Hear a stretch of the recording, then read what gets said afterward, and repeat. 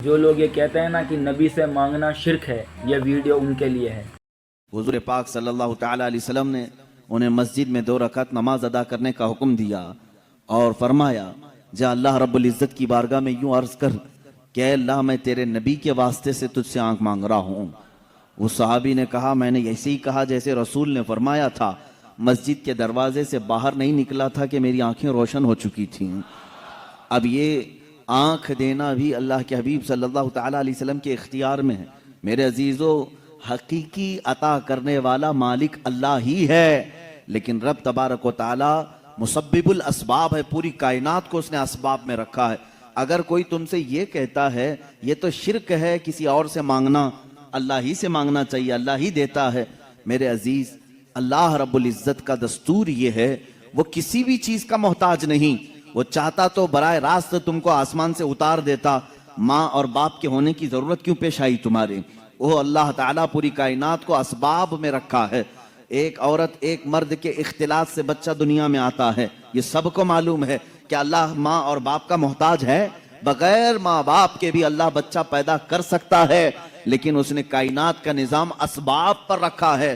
تمہیں وہ چاہے تو اناج سیدھے بارش برسا کر کے دے دے، لیکن نہیں، اس نے اسباب پر رکھا ہے کہ تم زمین کے اندر ایک بیج بو گے، وہ کومپل کی شکل میں اگے گا، پھر پودا آئے گا، پھلیاں ہوں گی، اناج آئے گا، پھر کاٹو گے، پھر گھر میں اناج آئے گا۔ یہ اتنے مراحل سے جو گزارا جا رہا ہے، کیا اللہ اس چیز کا محتاج ہے؟ نہیں، محتاج نہیں، لیکن اس کا قانون ہے، وہ دنیا کی تمام چیزوں کو اسباب پر رکھا ہے۔ عزیزان گرامی، اس نے قرآن بھی ہمیں ڈائریکٹ نہیں دیا، چاہتا تو پورے انسانوں کو اسی قرآن سنا دیتا، نہیں، بلکہ اپنے نبی کے سینے کے واسطے سے قرآن پہنچایا ہے۔ ایمان ہم تک رسول کے ذریعے سے آیا۔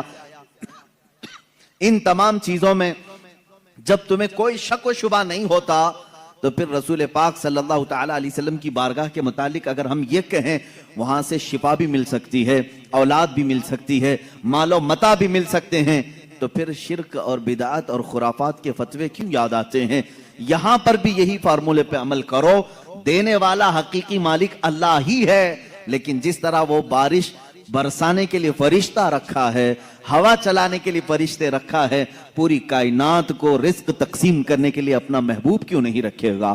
رسول پاک صلی اللہ تعالیٰ علیہ وسلم کا در یقیناً یہ اللہ کا ہی در ہے، بخدا خدا کا یہی ہے در، نہیں اور کوئی مفر مقر، جو وہاں سے ہو یہیں آ کے ہو، جو یہاں نہیں تو وہاں نہیں۔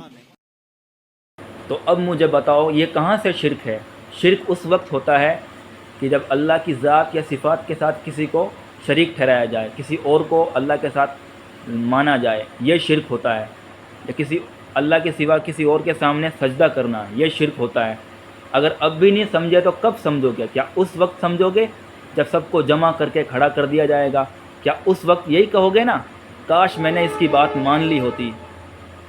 اللہ حافظ۔